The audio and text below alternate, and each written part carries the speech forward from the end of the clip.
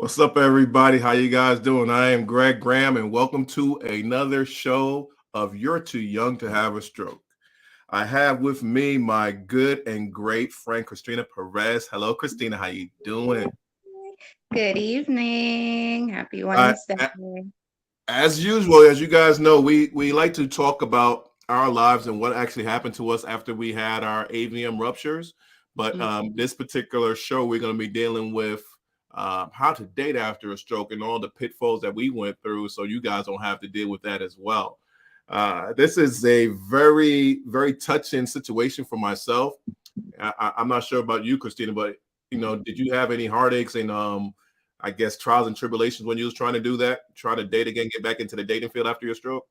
Absolutely. So Absolutely. everything is relevant. Everything is relevant then.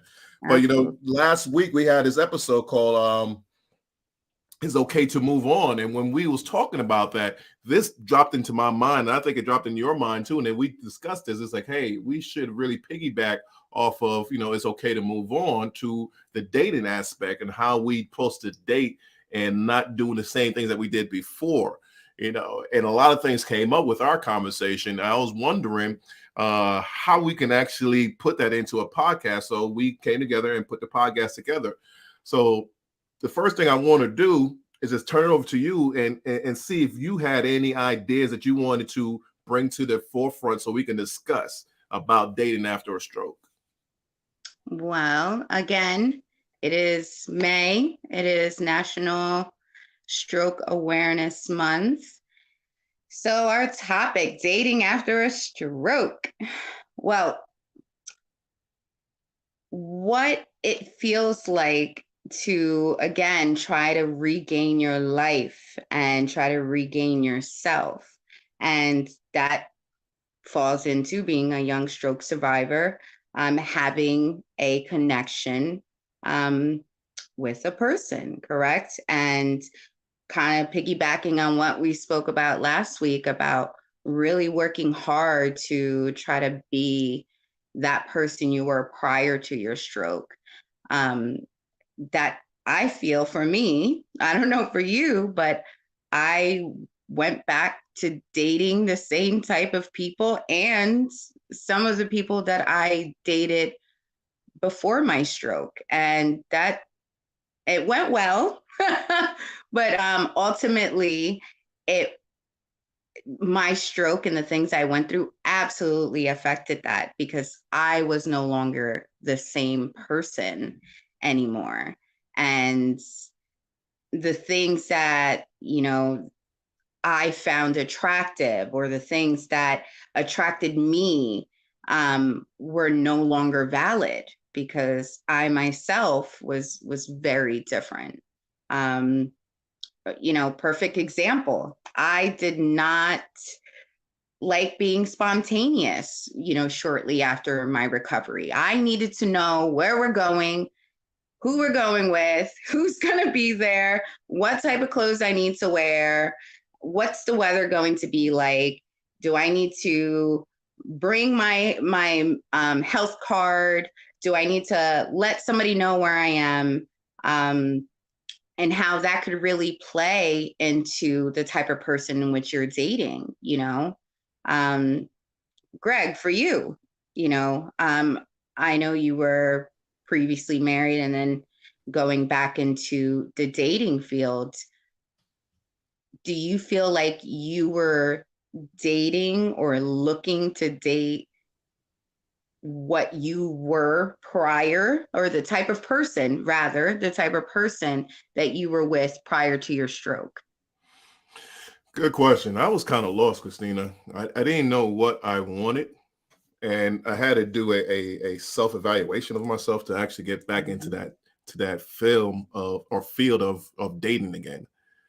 What I found out is that I didn't like who I was before. So I didn't want to date the same type of person or people that I dated before, even though I was very comfortable with the people. And then you said I was married. So it was very confusing for me because I was with this person for about 20 something years.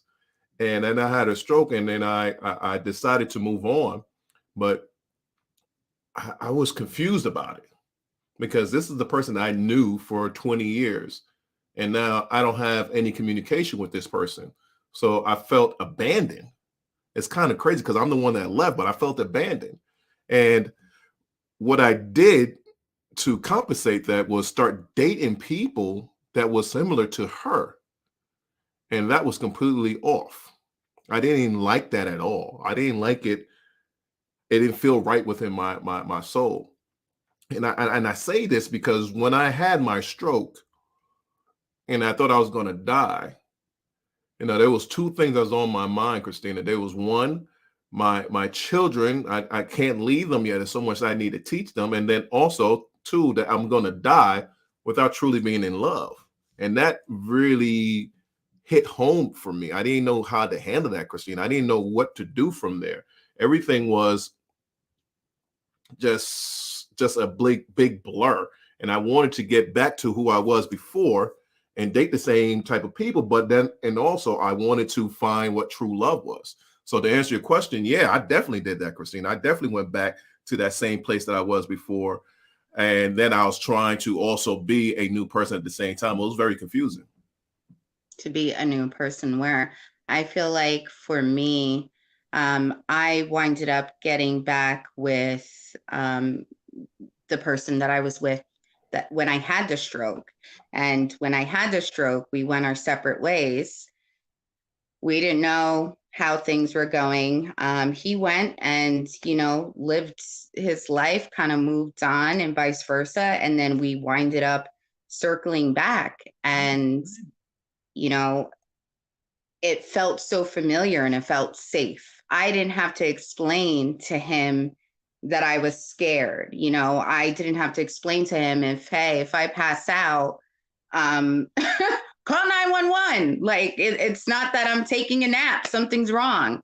All those things felt so safe for me. And that's what I'm talking about, Christina. Well, hold on, Christina. That's what I'm talking about. That's what I'm talking about. That's what I'm talking about. Like we feel comfortable, we feel relaxed, and we don't have to explain it to anybody. So that's what we do.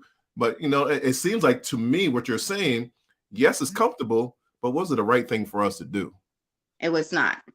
I don't, obviously, I try to live my life with no regrets. I don't regret it. I feel like it was a part of my recovery journey. I learned a lot from that relationship about myself, about how I was developing all over as a partner, and how I felt truly about myself and what I wanted and what I needed. But I was very quick to go back to what I knew, what was safe. I knew that I was safe with him. I knew that I was safe with his family.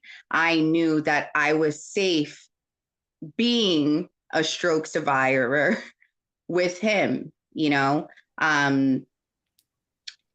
It's just amazing if you think about like the recovery of what you go through. But chemistry versus compatibility. The chemistry was absolutely there, but we were not compatible. He was starting his life and doing all these new things and really establishing himself and doing very well for himself. Meanwhile, I'm really trying to catch my bearings and figure out who I was, and I faked the funk.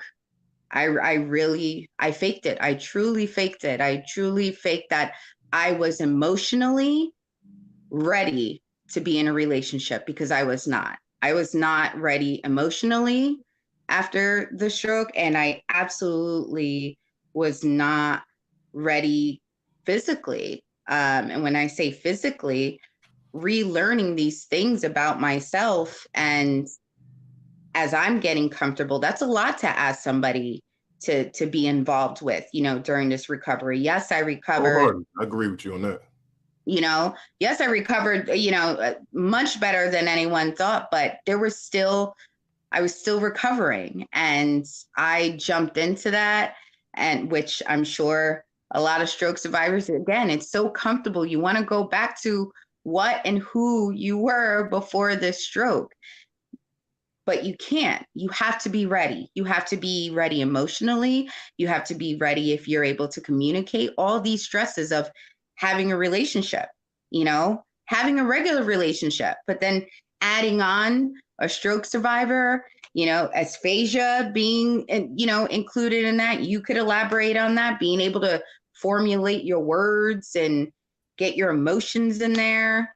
Well, Christina, I'm with you on that. But one thing I want to do, make sure that people understand what we're doing this for. We're like I said earlier, we're stroke survivors, AVM survivors. The 1% of the world population has this, and we was conceived with this. And I guess we are rare breeds, and we found each other. And we're trying to help people understand how to date after a stroke. And it's something that you said that really, really touched home to me, like the comfortability and the energy or the chemistry between someone that you had before made it very easy for you to dive into that same type of relationship, and then we find that to be very hard and wrong. But I want to go back to that, but we do have a question that came up from one person from the audience, Deetra. She says, what are some of the things or tips for you to have for those who are doing strokes or dating stroke survivors? The tips. Oh. I'll let you answer that. Make sure you're ready. Make sure you're mentally ready. Make sure you're physically ready. And by saying physical, I mean, if you're in a position, everyone has different stages of their recovery, right? If you're at a position where you're going to 3-4 doctor's appointments, or you may not feel comfortable because you're now living with family, you can't drive, if you have any physical disabilities, all of it stems to, if you're not comfortable with yourself yet, there's absolutely no reason why you should even try to attempt to be comfortable in a relationship. That relationship is not going to do anything as far as helping with recovery. So the only tip I have is be ready. And by being ready is by knowing yourself. You're going to know when you're ready. You're really going to know when you're ready. Okay, I get that. If you ask me, the tip that I'll have for someone is that don't take it light. Stroke survivors don't just automatically just take that a person is a stroke survivor and you can handle it. Our brain has been rewired.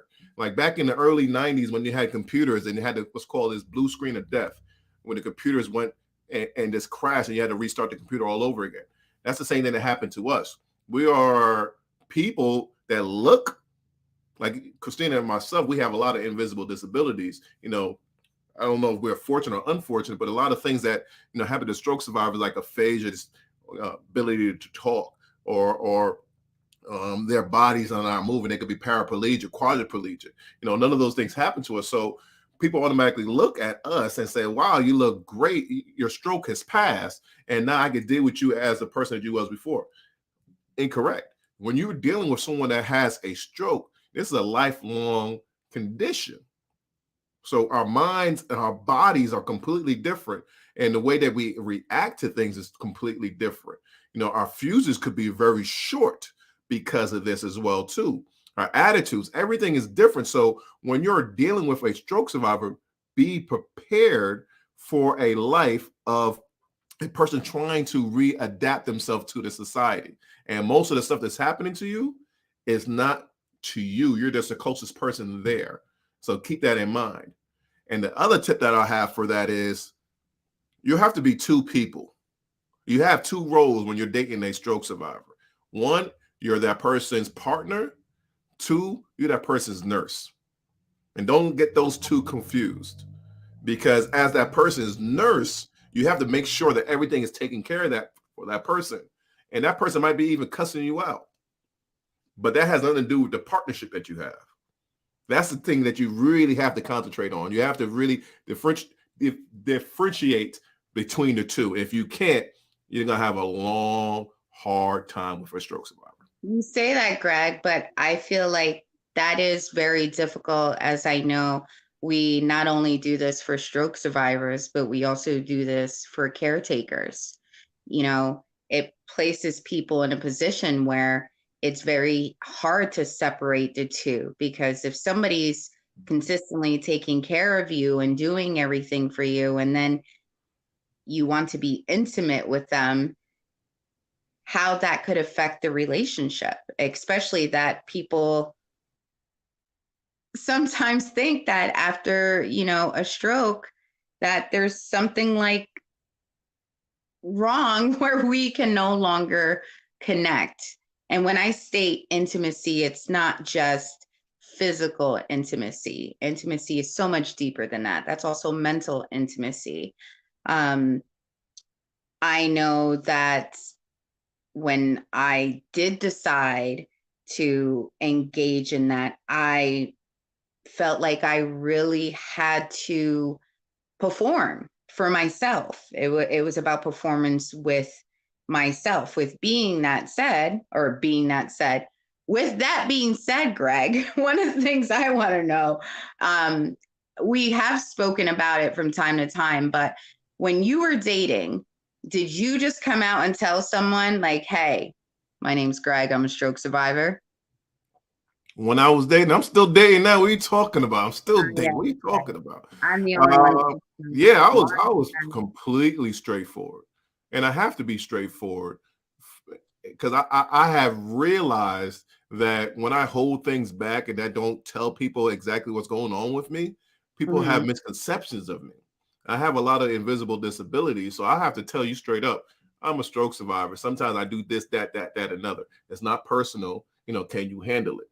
And most of the time they say, yeah, I can handle it. I'm like, all right, cool. But then unfortunately or fortunately, I have to do it. I put them in front of tests and see if they can handle it. What I mean by that, like if I'm dating you, you and I are trying to get to know each other, you come by and hang out with me, I'm gonna ask you to do my nails, to cut my nails. So I you're can't taking it feel my left hand. too much.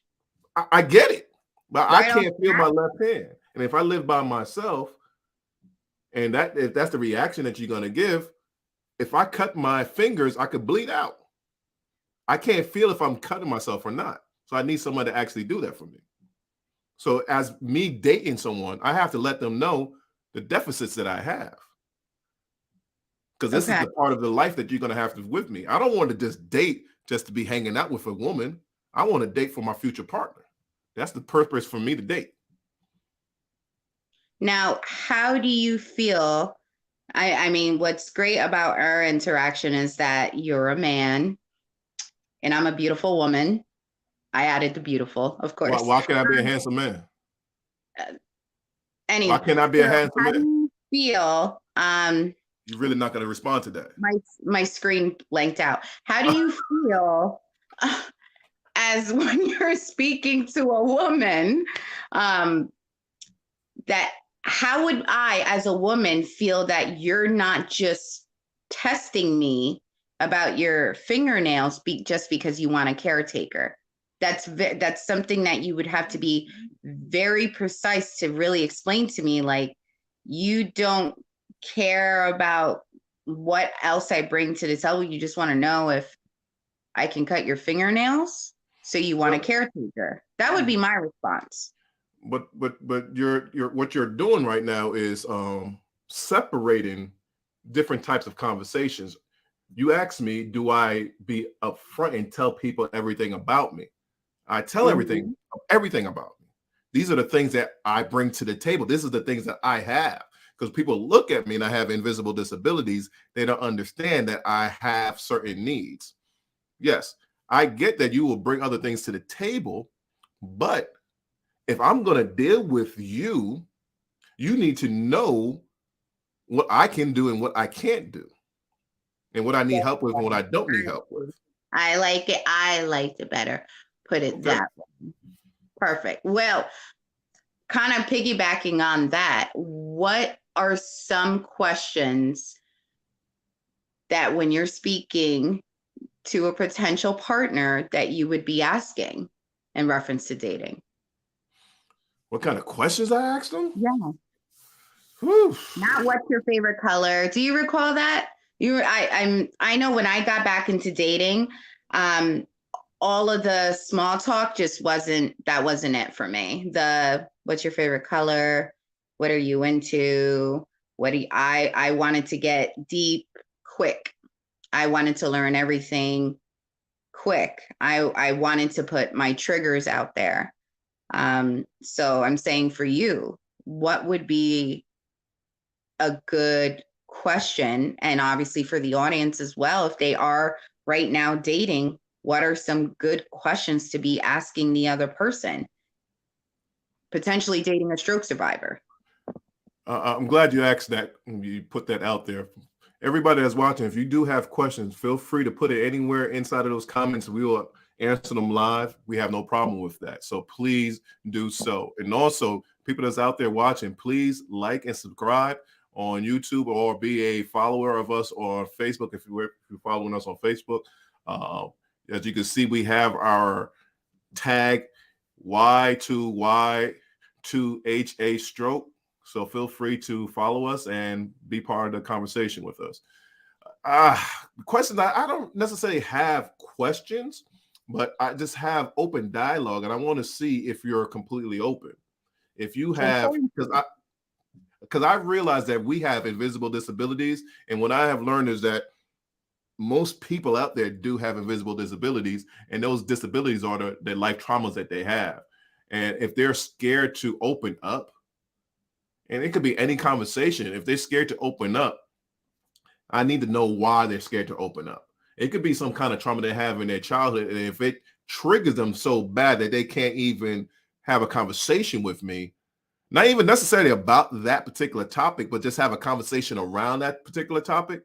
Let's just say, for instance, if a person that I'm dating was molested when they was a child, and we just having a conversation about a news article that someone got molested, and they can't handle that conversation, that means I know that they have some traumas that's holding them back from being whoever they need to be. I'm not sure if I want to be with that person. I want to be someone that's actually helping themselves work towards being healed, because I'm working towards being healed. So if I come to you and you can't deal with my problems, and I know it sounds selfish, but this is what it is. This is the type of things that I need for a partner in order for me to be that person for them as well. But if they holding themselves back, how can I trust them to be able to take care of me and do the things for me? If that makes any sense. Absolutely. It does. I say for myself, probably, are you married? That'll probably be number one. I mean, well, hold on. You had bad experiences with that, with people that was married that you I think that's number one on my list. I mean, I'm here with you, boo, but are you married? So that you was having those issues. I'm sorry? You was having those issues. You was dating people that was married that was lying to you, saying that they wasn't, or they didn't even bring it up. That it wasn't disclosed to me up front. And the reason why that potentially affected me was when I started dating, I winded up getting with people, a gentleman who was not very good for me. It was very verbally abusive, aggressive. And that's because it was very early on in my recovery. And I felt worthless. I felt like because I had so much going on and I wasn't fully established and I wasn't I wasn't Christina, I wasn't Luna yet, that's what I deserved. I went from that. Then I went back to, like I stated before, the gentleman I previously dated. And then that, are you married aspect came when I wanted to be transparent. I was ready to be completely transparent and got on a dating website and just was very transparent about what I went through, my recovery aspect, things of that sort. And that's how that connection built, was on transparency on my end, of course. It wasn't until I felt so safe that I initially found out that This gentleman was married and had an open marriage. Now, to each his own. The reason why that essentially for me really, really affected me was the trust issue. I feel like after this stroke, after this recovery aspect, one of the biggest things that's of importance to me is feeling safe. And that's feeling safe in your transparency. That's feeling safe that you are going to initially ensure that I'm safe. I'm safe in all aspects. My emotions are safe, especially that I'm in a position where my emotions aren't all together yet. But listen, everything's a part of recovery, this recovery journey, and maybe my experience is something somebody else would go through. I say that to say this. You have to have transparency. You have to be so transparent that it makes you uncomfortable to be comfortable. Does that make sense? But what if I say to you, Christina, that I don't want to be transparent. I just want to be in this particular realm of who I am. I want to feel pity for myself, and you just have to deal with it. What do you say to that? Because there's a lot of people out there saying that. Then that means, again, we're talking about compatibility. We're talking about compatibility. Going back to what I said before, with dating, you have to be ready. You yourself, you have to be emotionally ready.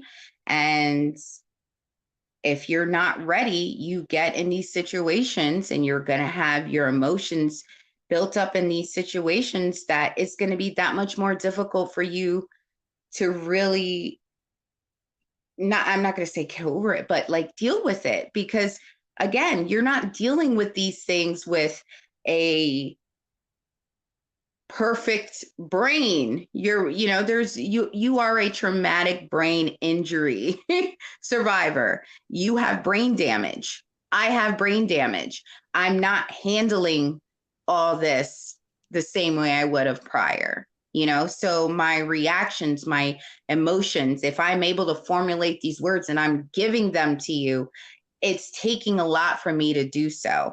And if somebody is unable to respect that, and more importantly, keep that safe and allow me to have that safe zone, there's no reason to continue. We have another question out there from Deetra. She's asking a question. Where's your dating style now? Dating apps, bars, etc. You want to handle this first? I'm just to make this clear, I am not currently dating because I am in a relationship, a healthy, happy relationship. So, Greg, I think this would be great for you. No? Where are you going? Where's that handsome gentleman going to find these now ladies? I'm handsome. Now I'm handsome. Now you want to say I'm handsome? Handsome gentleman going to find these ladies. First, let's break that down. We had our stroke before the pandemic, and then we had a pandemic, and then everything was shut down, and we had to do things online. I don't know from me necessarily if it was good or bad, because everything was shut down, because that's how our life was before the pandemic. It was already shut down. We was already in our secluded areas. So I don't think it's that cut and dry for me to just say go on dating apps, go to bars or anything like that. I wasn't, and I'm still I don't look for people. I naturally just sit still and let things happen.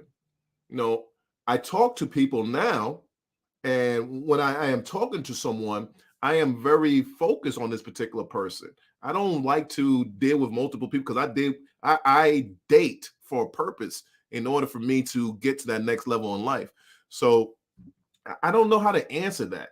It's just, to me, is everything's organic. I don't look for it. If it happens, it happens. And that brings up to the thing that I want to discuss with everybody out there. Because someone told me before, when I was trying to date someone when I wasn't ready to date yet, they told me, say, Greg, won't you date another stroke survivor? I said, oh, I could try that. And that was the worst advice that I actually had. Date another stroke survivor, because that was completely out there. Because I was dealing with people that just because they was a stroke survivor, not what they was compatible with me with. And that really messed me up. Like, I would see women, like, even for yourself, you're a very beautiful woman, and you and I have very great chemistry. When I first met, I was like, wow, this is an attractive woman. I might want to get with her. And I was like, why would I do that? Just because she's attractive, because we have good energy? I understand, and Whatever. I Relax. Relax. But that's the understand. thing. Like, I had to move from my old mind state and say, okay, this is a beautiful woman, go attack. Instead of, this is a beautiful sister, this is a beautiful soul. She might be a very viable person for you to actually move forward within life. So why would you destroy that? Because you're thinking with your lower self instead of your higher self. So then I really started to meditate, to really understand myself, going within myself and understanding who people are, and not looking at their beauty or their outward beauty, but looking within and really finding them and finding myself. Because that was one thing I was very adamant about when I thought I was going to die. I'm going to die without knowing what love is. And I always equate love to having intimate sex with somebody instead of just loving a person for a person, platonic levels. And now I've found that within you, within other people, within my circle, that I could never have found before unless I went through my stroke, my AVM rupture. I I absolutely agree with that. I resonate with that. Um, really finding the beauty in someone's energy and them as a person, not really jumping onto the chemistry aspect, the sexual chemistry that's there, that's so easy. And it may sound cliche because again, regular dating's kind of the same, you want to Right, have right. connection, you want to have chemistry, but it is so different being a stroke survivor and having this rebirth of yourself, because you have to use different channels of yourself to kind of trust your own judgment. If you kind of get what I'm saying, like, pre-stroke, I would be like, red flag, red flag. I could point those things out, where here we are now, right? I mean, you've spoken about it. How comfortable do you feel about trusting your gut instinct? You can elaborate on that. Do you feel I don't trust it at all. But there's something that is very profound that I found to be very, very true. I don't know as a woman aspect for a man, as a black man going in and day out. We fight so many different things inside of society. Now it's just been recently been put to our attention because of social media that the police harass us, they take away our rights, they fight us, they beat us up, they do all different types of stuff to us, and then we have to come home and fight some more with the woman that we love or the person that we love. And that's the part that I didn't know anything about. I'd never been in a situation that I had peace at home. So the saying that I heard Steve Harvey say this on the Shannon Sharp show. He said, and I quote, "I found peace at home, so I was able to recharge and be able to be the person I want to be the following day." I never had that before. I never came home and not have nagging in my ear or fighting me because I wanted to do this, I wanted to do that. That's what I want to find. And now as I'm dating, that's a requirement of mine. I found a lady that actually does that for me now. that whenever I be around her, there's no argument, there's no fighting, it's just peace, it's love. And that moves me forward to be able to do whatever I need to do. So it's not about how much money I make or how strong I am. It's about I'm giving to her what I could possibly give, and she's giving what I need. It's peace and being there for me. And that is something that's great. What about you? I love the peace at home. Feeling safe, you know. I keep saying that, but it's such, I'm sure that other survivors understand that word. It's so much deeper, you know, than just like, I want to feel safe. Like feeling safe is so important. And there's so many levels to it. And, you know, going back to what we were speaking about what kind of questions, and of course, you know, I threw out the Mary thing. I figured, you know, that is a good one. It's 2023, right? We got to ask. Another question is, you know, are you prepared to be with someone like me? Are you prepared to be with someone who has bad days, and may not know how to formulate the words to express myself? Are you willing to go to doctor's appointments with me? Are you willing to remind me to take my medication at 8 p.m., you know, every day? And these are all questions and things that I never thought pre-stroke that I would find importance to because of that independence. You said, and you've said it before, one of the only things that we're kind of in charge of is the partner that we're choosing. Everything else is, I'm messing up the words. I could see it in your eyebrows. What did you say? I saw it in you're giving me the face like, girl, you are chopping that up. I was close. So, I don't know. No, get your thought out. Get your thought out. You can do it. You can do it. Okay, now let me get back to it. Get back to it. You said the only thing that we are in charge of or have control over is the partner in which we choose. Everything else surrounding us is under everyone else's control. The type of medical care we get, the type of, you know, anything, disability, how much money we get, where we can live, where we can do. But the one thing that we have control over is the partner that we're going to essentially share our world with. And I really resonate with that in the sense that, you know, pre-stroke, it wasn't a choice that I really put so much thought into, except for I really like this person. You know, I was previously married and years ago. And you know, that was my blueprint of love, of unconditional love, of feeling safe. And then going through this, you know, datings and things of that sort, and then learning about yourself again and really learning, like, I want a connection. I want a connection with the person. I want that person to feel safe with me. And I want to keep this person safe.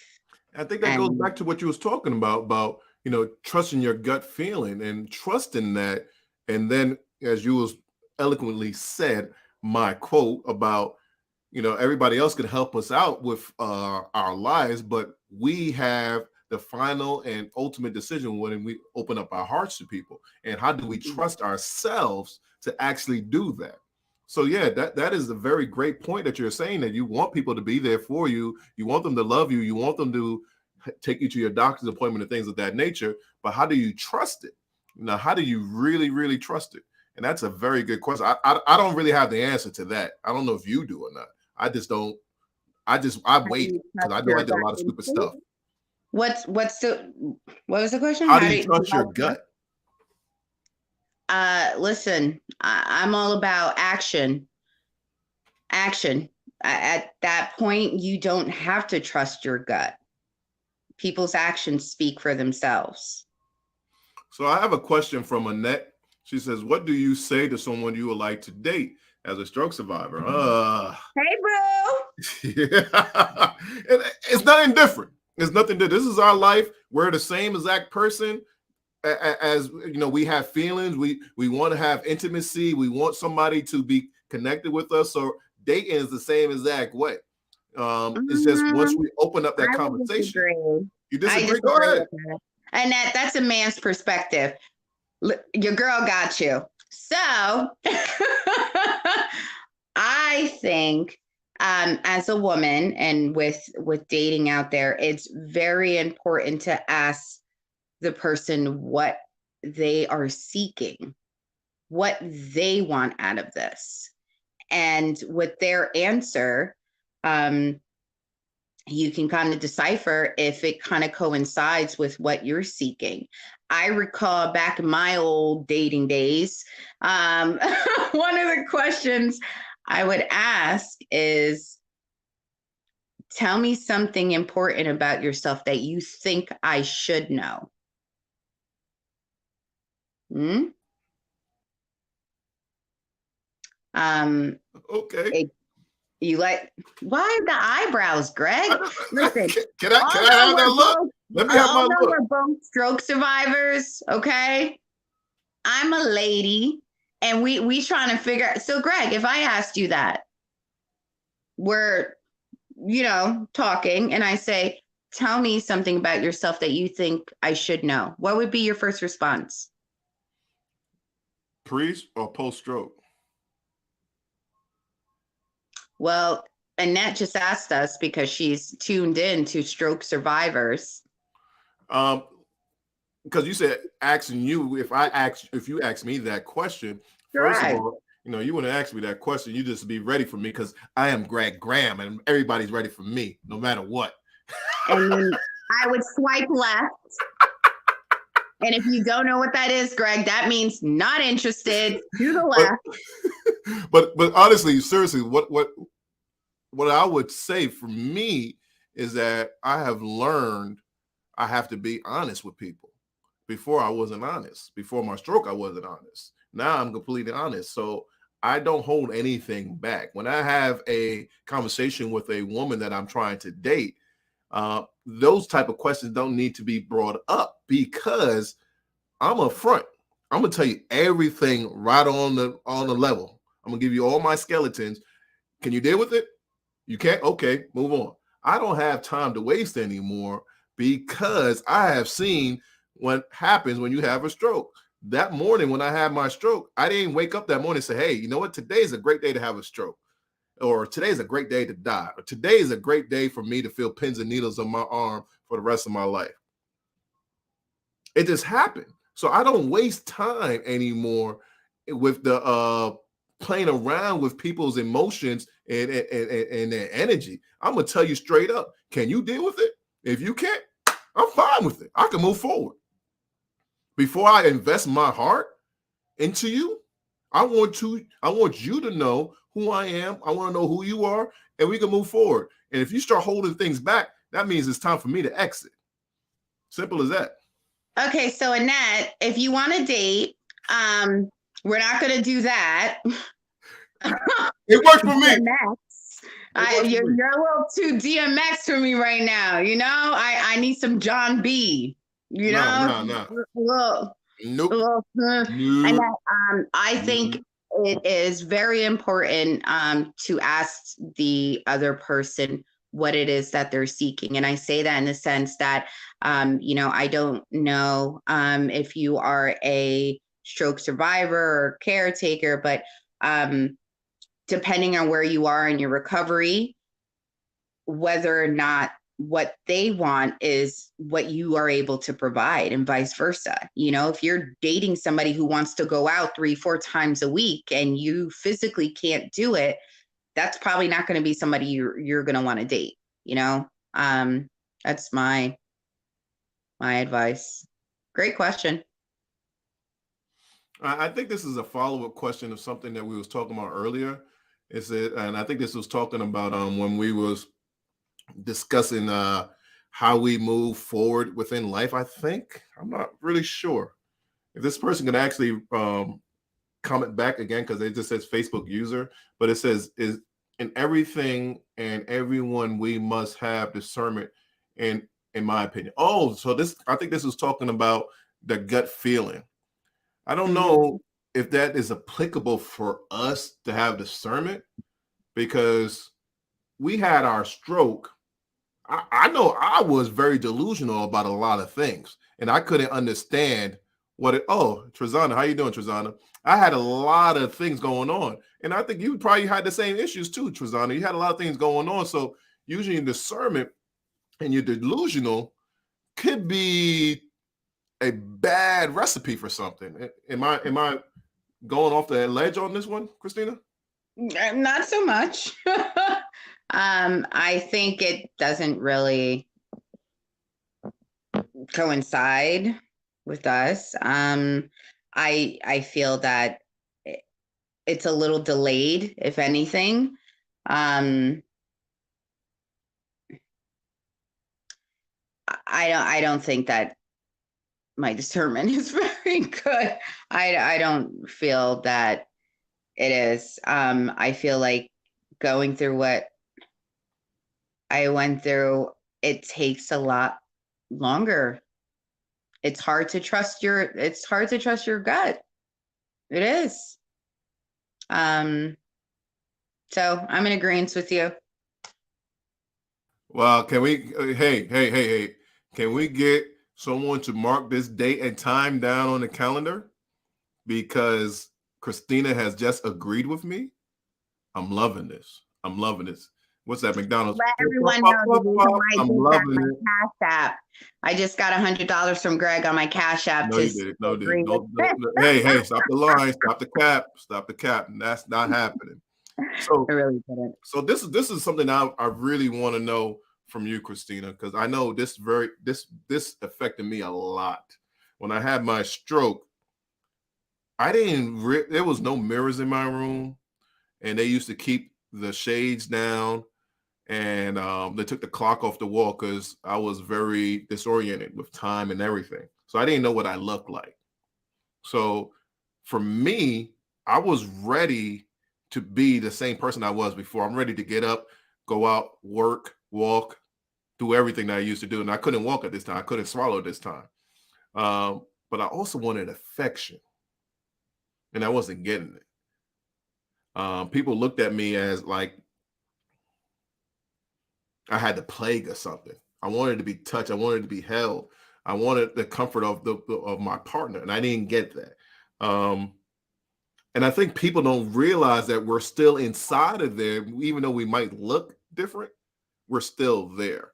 So the question I have for you: did you have that same type of feeling that you wanted someone to be there, like you was talking about that intimacy? Did you want that instantly after you had your stroke, or was that something that you didn't even care about at all? While I was in the hospital, even in rehab, I was questioning that, I wanted that. And I feel like I also needed it too. Now, whether or not that was something as far as trying to get back to who I was prior to the stroke, it took some time to really understand that and have time to myself. But I absolutely, and especially, being young and single,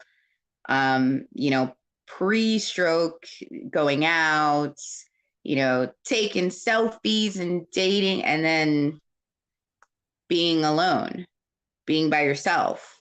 And when I say alone, of course, you're not, the majority of the time, you're not alone. There's nurses and your family and things of that sort. But that piece of you that's inside, that I'm still a woman. I'm still a woman. I still have desires. I still want to be desired. That's really what I went through. So yeah, so for the people that's out there that have a spouse or partner that just had a stroke and they can't articulate themselves, you have two stroke survivors telling you we are still in there. We still want intimacy. We still want to be held. We want our hair to be rubbed or bald head to be rubbed, whatever. We want to feel that connection. We want to feel like we're still part of your life. And we don't want to feel like and that's the worst thing that you could possibly do, make us feel like we are burdened. Uh, I'm going a little bit off script here, but there was a caregiver that I interviewed before, probably 2 years ago, and she told me something that was very, very deep, Christina. And I don't know if this was happening to you or not, but I'm saying this for our caregivers out there that's looking at us and like, wow, this is hard. I don't know how to handle it. She told me, she said, Gregory, my husband had a stroke. So I have learned that he is rebuilding himself from scratch. So he is trying to put all his memories, all his emotions back together again. So he might even shout out a woman's name that he loved 15 years ago. And I have to accept that. And that blew my mind when she said that. Because she understood that his brain, just like if we are smokers and our lungs is messed up and we get cancer, you understand, oh, their lungs is messed up. They can't be around smoke anymore. So she understood his brain was restarting. So some of his thoughts would be deceiving him. Not to say that he didn't love this woman, his wife anymore, is just everything was trying to get back in order again. So she gave him a mulligan for him to move forward instead of bringing that up as an argument.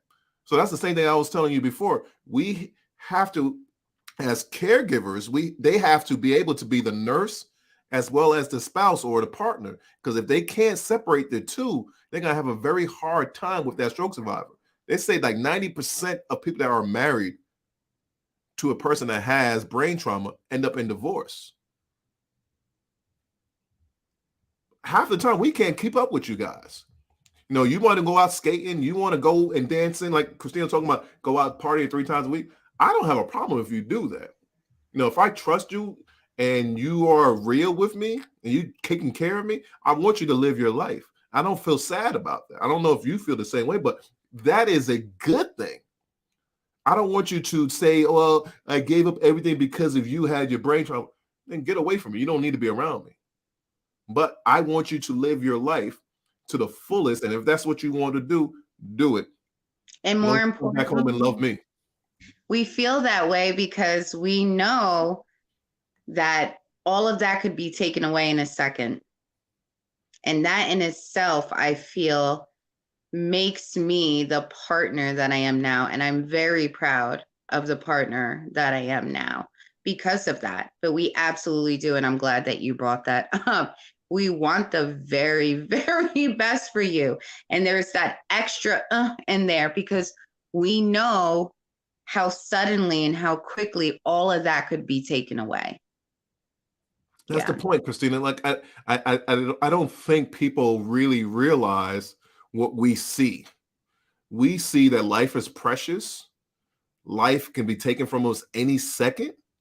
So we don't want to be selfish and hold you back from what you want to do within your life. Correct. We want you to be happy. We want you to do the things. Just because we can't do it doesn't mean that we want to sabotage your life from doing it. Now, if you want to be a skydiver and you want to be across the world every day of our relationship, then go do that. I'm fine with that. It's just you can't be with me anymore because you have other priorities. You have a life to live. Correct. And that's the big thing. If it puts my life at risk, if it puts my mental health at risk, my financial at risk, so I support you.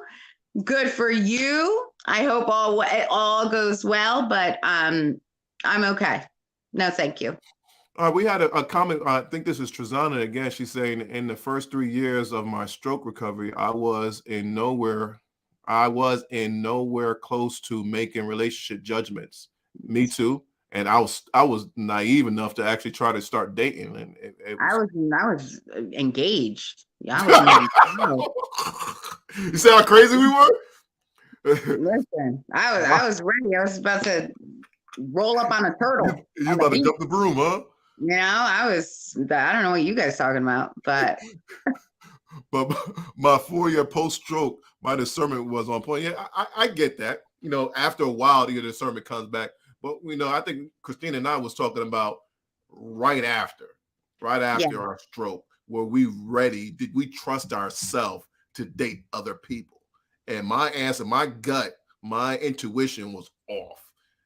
Now it's way better. I can see things much clearly because I understand what I like and what I don't like. But before I did it, I was too comfortable in my past and liking the stuff that was in my past that wasn't suited me, or that wasn't right for me at that particular time. Christina? yeah,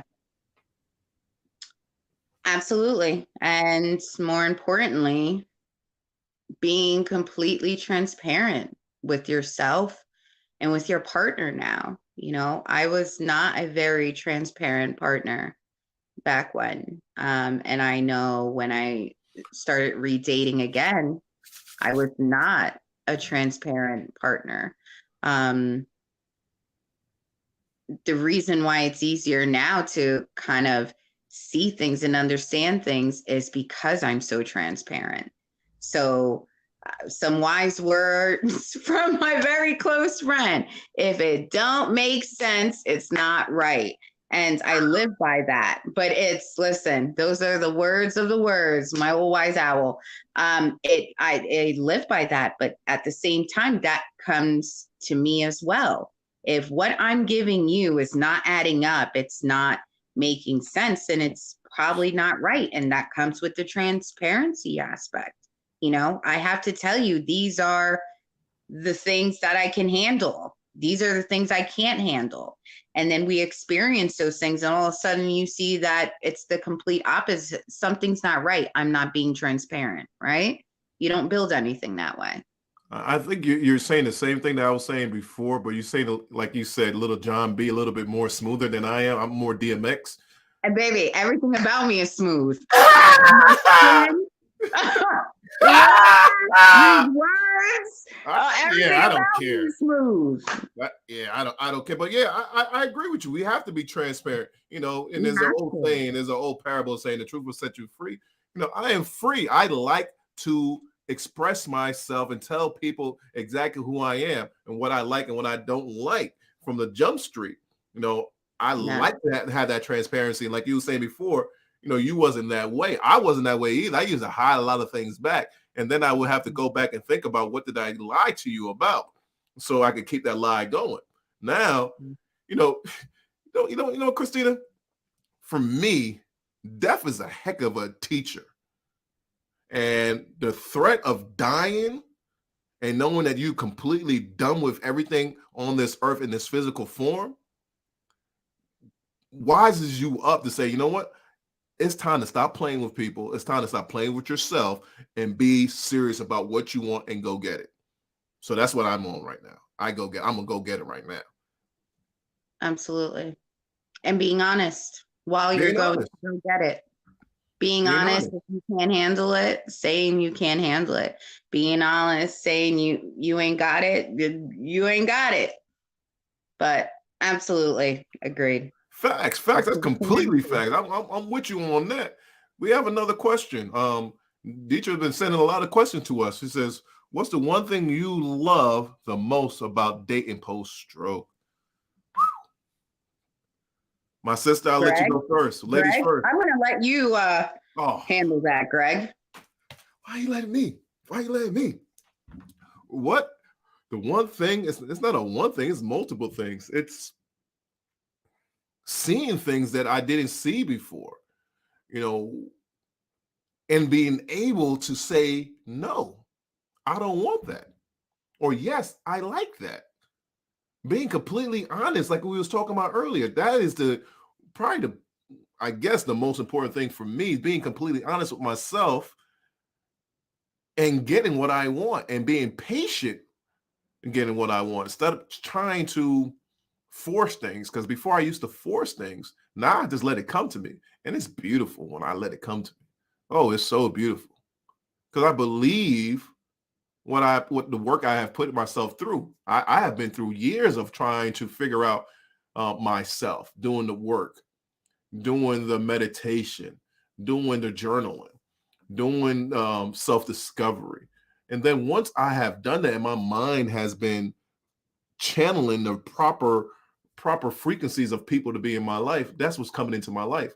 Friends, women that I want to date, family members, opportunities in life. Everything is being focused now towards that frequency that I have put myself on.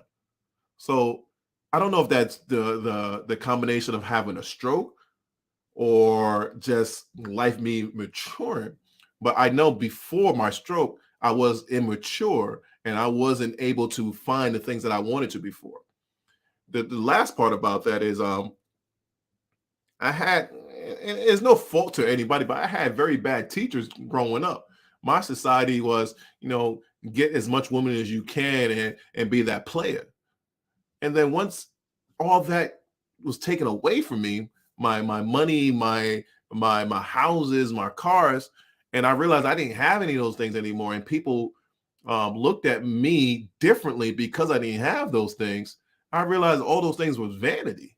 I didn't really want those things. I was just trying to please other people. So now I don't please anybody. I please myself. And if you want to be with me and I please you, we're both good. That's my answer to that, Christina. Well. Yeah, well. What do I love? I love reintroducing myself. I love being able to reintroduce Christina 2.0 and learn more about myself, because I'm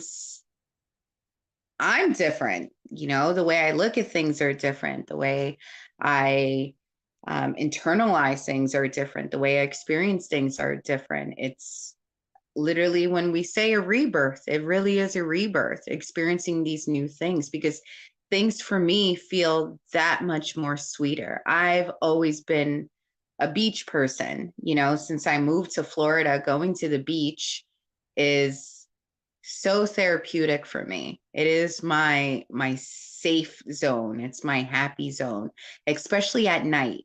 Especially being able to see the moon and really be connected.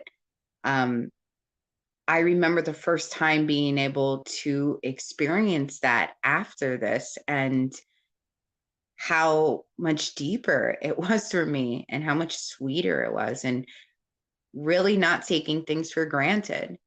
So I've enjoyed it, dating post-stroke, and I've really opened myself up to energy, not just the type of person, but the type of energy that that person comes with and how that attracts me.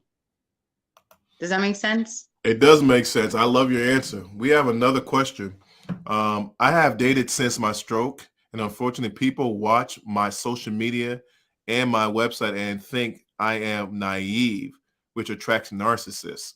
So I have used my power of discernment. These mofos are insane out there. Yeah, I get it. But I know that's Rosanna. She just threw me off with that. Let them watch. Make sure you're putting extra good selfies on there. And that's the thing. You're going to have watchers even on a stroke survivor level. I see story and watching that. Honey, keep doing what you're doing, and share. Those pictures are for you to look back on, for you to have those memories. I hope that you're enjoying yourself and you're documenting that for yourself. And then you just share it with everyone. Keep doing what you're doing. But she said a very important word, that naive. A lot of people look at us and think that we don't have everything together and we're just doing things just to do. We're human. We want to live. We want to have fun. We want to do trends. We want to, do the trendy dances and all that. We want to do the same things that anybody else wants to do, but they automatically look at us. And Christina, they say to us, this person had a stroke, so this person probably had been touched by God, so they don't think they could do anything no more. No, we still have crazy thoughts. We still want to do crazy things. We still want to be loved and do crazy things with our partners. All those things we still want to do. We still make mistakes. We still do things that might seem idiotic to you, but we're having fun. Let us have fun. Let us live. Like you said, hey, I'm doing it for me. Do it for you. Absolutely. But people, and this is one of the reasons why this podcast is important. I feel for, you and I, that I know personally for me, I want other stroke survivors to have a safe place to, even if you laugh a little, I'm sure you're going to laugh more from me than Greg because I'm the funny one. But besides that, no, it's okay to be yourself. It's okay to be this new version of yourself. It's okay to not have everything together. I mean, social media in itself, we have the filters, we have the selfies. There's always so much hidden. And then when you have an invisible disability, or even if you don't have a disability, that's just so magnified. Enjoy yourself, enjoy life, enjoy the people around you. And I hope that with this podcast, that's what stroke survivors and their caretakers and anyone else in between enjoys and realizes with what we went through. I'm really cool and you're still catching up, but you're going to get there. You're just as cool as me. right. Like, we're cool. We're funny. We have all these great things, but we're also deep. We also have things that, as time goes on, that we're going to be open about, because we know how it feels to have this new version of yourself and going through this journey and maybe not having the right people around you. And hopefully we could be those, or just be some insight. So yes, understand energy. Something very deep. And I think we talked about that last week. Your tribe, your circle needs, okay. Your circle needs to be inspiration to you. And if it's not, remove the people that don't need to be in it out of it, because your life is this is the most important thing to you. So why do you have things around it that's actually going to be destroying your life? It could be your mother, it could be your father, it could be your best friend, it could even be your spouse. If it's destroying you, you have to realign how that actually is a part of your life. Absolutely. I don't recommend, I don't advocate to say, hey, if your wife is or your husband is not being right with you, just go and divorce them. I'm not saying that. I'm just saying realign whatever you have within yourself and your life to benefit you, because you are the most important person to you. And if you're not satisfied, what are you doing? Yeah, you're not living. You're not living. That's what this is about. So I don't know if anyone has any more questions in reference to dating. I hope that you guys took my great advice, my smooth 90s R&B way. I'm more of like Anita Baker, Faith Evans. Exactly. Yes. So a few things that I want to say. First, this particular topic I felt was important, and I'm sure it's something we could talk hours and hours about. I know it's sometimes a very uncomfortable topic, but I'm glad that we kind of brought some light to it, and some of the experiences. I want to thank everyone who has tuned in and joined us this evening. Greg and I greatly appreciate it. And we look forward to seeing you guys again and being interactive as always. It's greatly appreciated. Greg almost took my shine away a little bit ago, throwing in the T word, because that's actually next week's topic.